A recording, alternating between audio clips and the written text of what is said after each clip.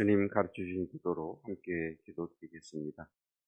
하늘에 계신 우리 아버지, 아버지의 이름을 거룩하게 하시며 아버지의 나라가 오게 하시며 아버지의 뜻이 하늘에서와 같이 땅에서도 이루어지게 하소서. 오늘 우리에게 일용할 양식을 주시고 우리가 우리에게 잘못한 사람을 용서하여 준 것 같이 우리 죄를 용서하여 주시고 우리를 시험에 빠지지 않게 하시고 악에서 구하소서. 나라와 권능과 영광이 영원히 아버지의 것입니다. 아멘. 찬송 312장입니다. 너 하나님께 이끌리어 일평생 주만 바라면 너 어려울 때에 주시고 언제나 지켜주시리. 주 크신 사랑 믿는 자 그 반석 위에 서리라. 너 설레는 맘 가다듬고 희망 중기 다리면서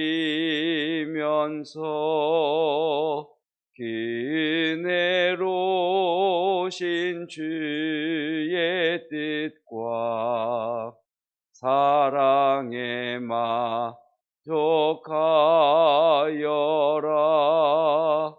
우리를 불러주신 주 마음에서 원하신다.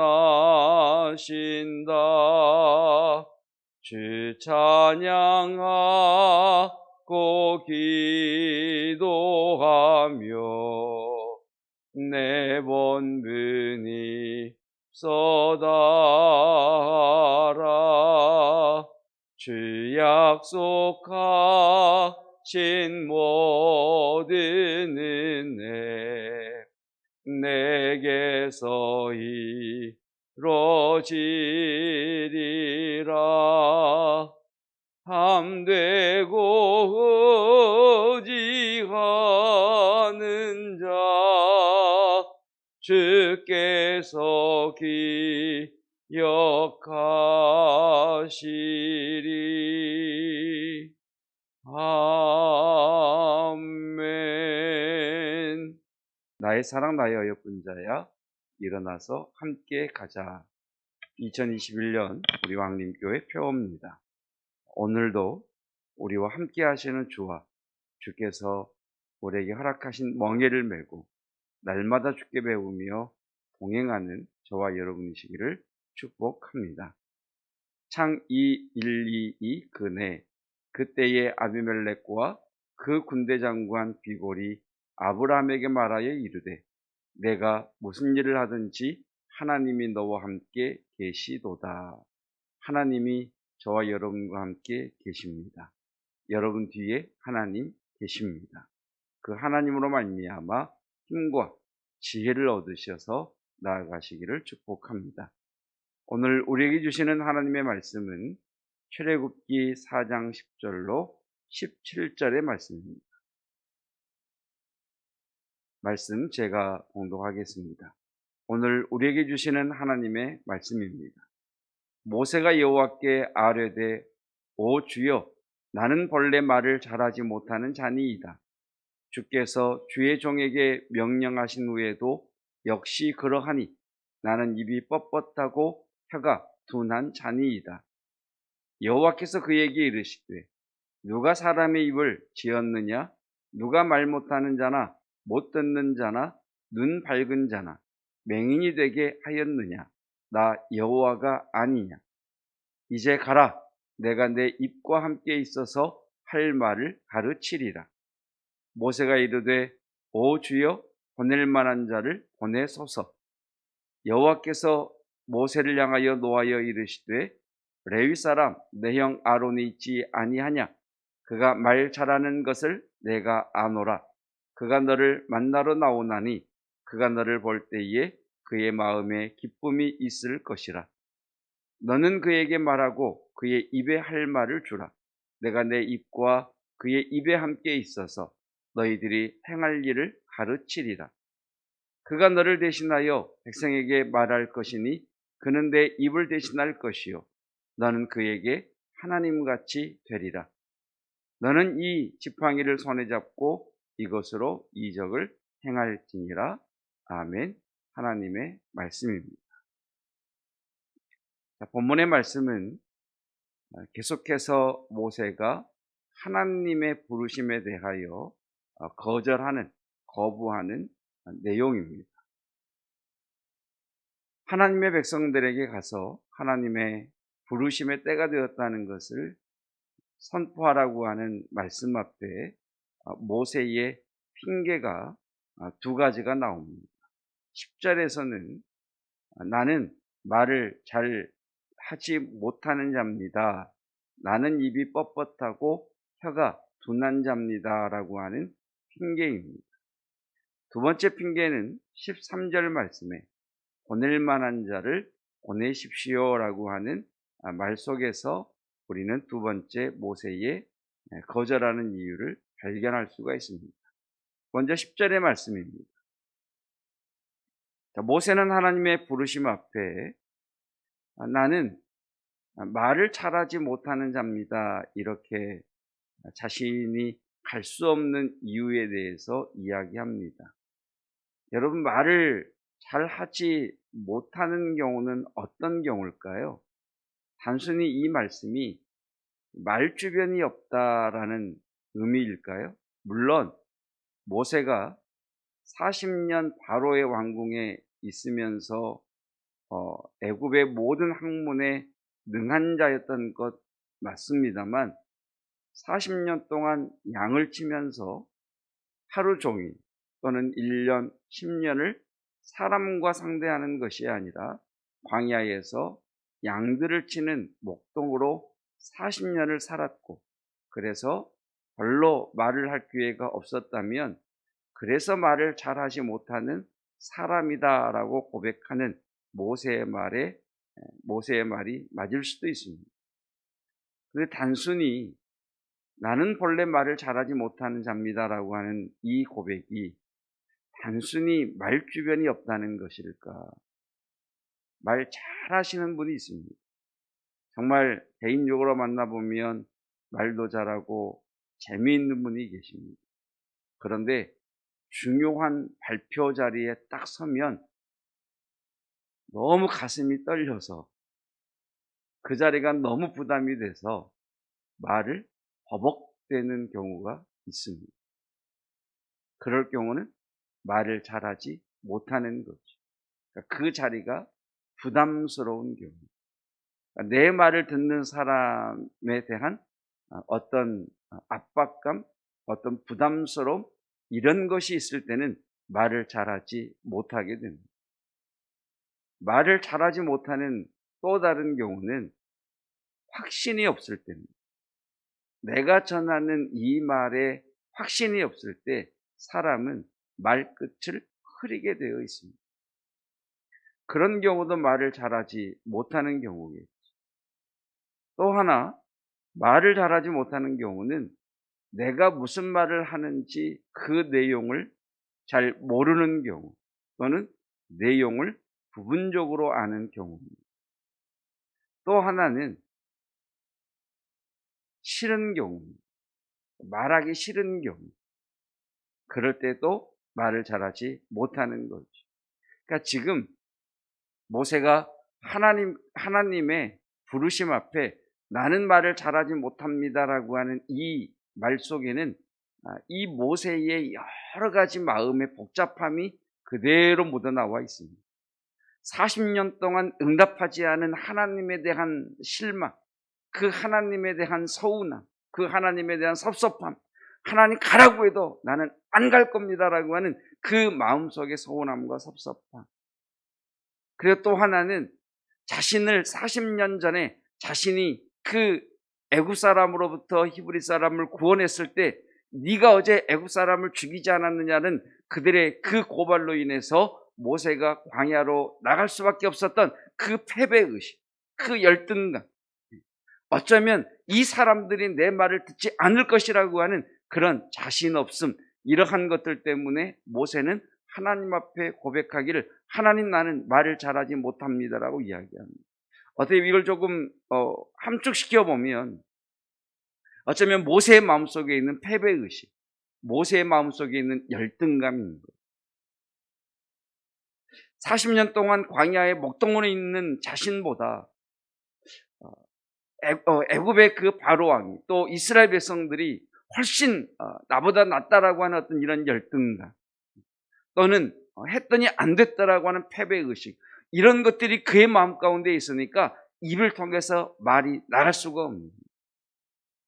그래서 13절에 모세가 하나님 앞에 고백하는 내용이 뭐냐면, 주님, 보낼 만한 자를 보내십시오. 보낼 만한 자가 뭡니까? 능력 있는 사람을 보내십시오. 하나님, 이 일을 감당할 수 있는 능력을 가진 사람을 보내십시오라고 하나님 앞에 말씀을 드립니다. 그랬더니 하나님의 말씀이 뭐냐? 12절이죠. 이제 가라. 내가 내 입과 함께 있어서 할 말을 가르치리라. 내가 내 입과 함께 있어서 할 말을 가르치리라 라고 말씀하십니다. 하나님은 모세에게 하나님에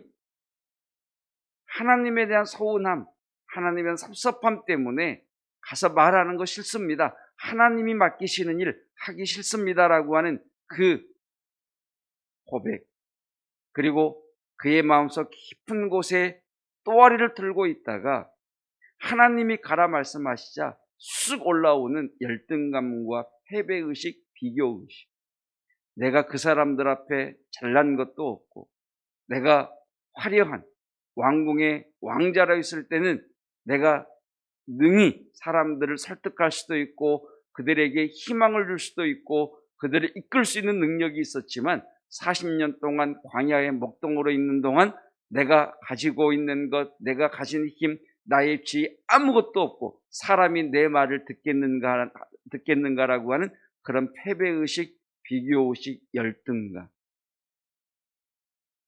그래서 내가 생각할 때 능력 있는 사람이 가야 그 일을 할 수 있습니다라고 하는 모세의 말에 대하여 하나님은 이렇게 말씀하십니다.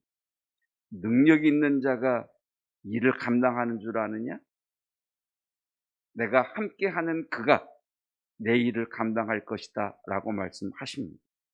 내가 너의 입에 말을 넣어줄 것이고 내가 내 입과 함께 있을 때 내 말은 권능이 있고 능력이 있으며 내 말대로 선포될 것이라 말씀하십니다. 여러분, 오늘도 우리는 만만치 않은 세상 가운데에 들어가게 됩니다. 주님의 말씀처럼 양들인 우리가 일 가운데에 들어가는 것과 같습니다. 저와 여러분의 시선이 끊임없이 매일매일 매 순간순간마다 하나님을 향하시기를 축복합니다. 그리고 하나님의 이 말씀, 아비멜렉이 아브라함에게 이야기했던 그 말과 동일하게 내가 너의 하는 모든 일을 보니 여호와께서 너와 함께 계시도다 라고 하는 아비멜렉의 말처럼 여러분, 하나님이 우리와 함께 계십니다. 그리고 오늘 하나님께서 모세에게 말씀하심과 같이 내가 너와 함께 할 것이고 내가 내 입과 함께 할 것이고 내가 내 입에 내 말을 넣어주겠다라고 하시는 그 하나님과 동행할 때 그 하나님의 함께 하심을 우리가 확신하고 그것을 믿을 때에 우리는 당당하게 세상 앞에 나아갈 수 있습니다. 여러분, 예수님을 믿는 사람이든 예수님을 믿지 않는 사람이든 누구에게나 열등감이 있습니다. 누구에게나 비교의식이 있습니다. 누구에게나 패배의식이 있습니다. 우리가 하나님 앞에 늘 갈등하며 하나님 앞에 늘 서운한 그 마음이 무엇입니까? 하나님, 나는 왜? 저 사람을 보면 하나님 잘 되고 하는 저 사람도 저렇게 일이 술술 풀리는 것 같은데 하나님 나는 왜? 하나님 나는 왜? 하나님 나는 왜? 여러분 이 비교의식 하나가 내 마음에 딱 들어가게 되면 모든 열정과 모든 기대를 접어버리게 됩니다. 그때 우리가 기억해야 할 것. 하나님이 나와 함께 하신다는 것입니다.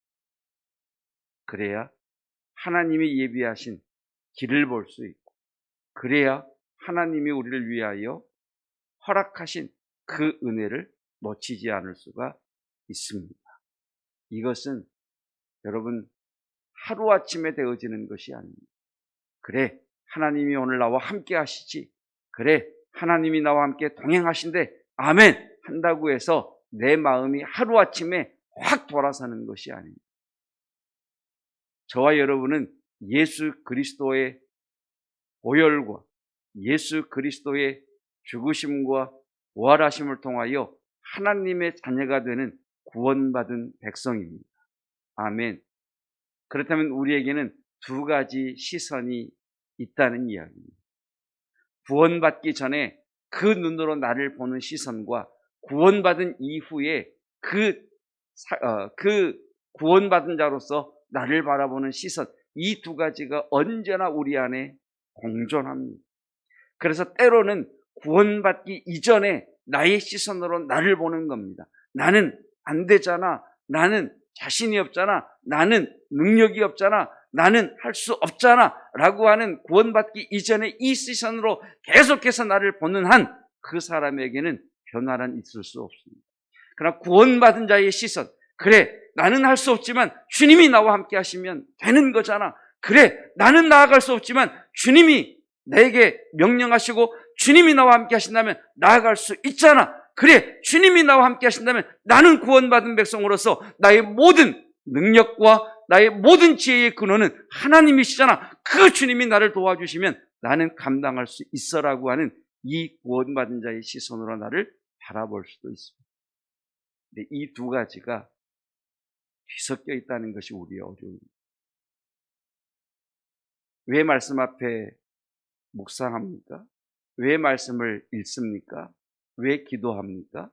내가 나를 바라보는 시선을 걷어내고 구원받은 자로서 나의 시선을 바라보기 위한 하나님 앞에서의 은혜의 간구함입니다. 여러분, 하나님이 저와 여러분과 함께 계십니다. 그것을 매 순간 고백하십시오. 매 시간 고백하십시오. 여러분, 지금은 전자시계가 줄을 이루고 있습니다만 시침과 분침과 초침이 있는 시계, 그 시계를 한번 보십시오. 초침이 그냥 매일 움직입니다. 촉착, 촉착, 촉착. 시침이 없는 시계는 분침이 안 움직이는 것 같은데 움직입니다. 천천히. 근데 어느 날, 어느 순간 보면 5시간 시침이 쑥 움직여가 있습니다. 그렇게 여러분, 우리는 매일매일 지속적으로 변하게 되어 있습니다. 그래서 오늘 다시 한번 서랍장에 넣어두셨던 반지를 꺼내셔서 끼십시오. 무슨 반지? 단반지. 따라합시다. 단순, 반복, 지속. 단순, 반복, 지속. 하나님이 나와 함께 하신다. 단순한 진리이죠. 반복, 끊임없이, 지속, 계속해서. 그때 하나님이 나와 함께 하시사 나의 능력과 지혜의 근원이 되심을 믿습니다. 기도하겠습니다.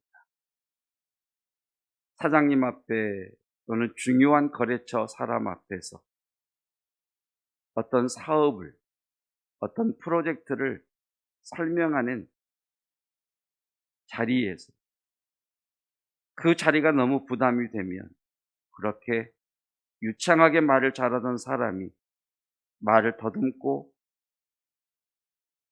말을 능숙하게 하지 못하는 그런 일들이 있음을 봅니다.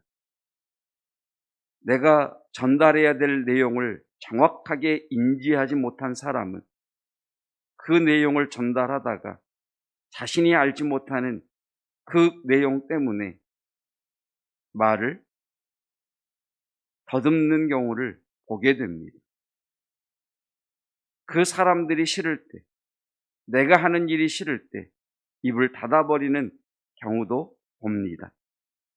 오늘 모세는 하나님 앞에 하나님에 대한 서운함, 또 바로와 애굽 사람들에 대한 비교의식, 또 동족인 이스라엘 백성들을 향한 열등감과 패배의식, 이러한 것들 때문에 하나님, 나는 말을 잘하지 못하는 자입니다. 하나님, 내가 생각할 때는 능력이 있는 자가 가야 그 일을 할 수 있습니다라고 하는 모세의 말에 대하여 오늘 하나님께서는 하나님의 일은 그렇게 되는 것이 아니다. 인생이란 그렇게 풀리는 것이 아니다.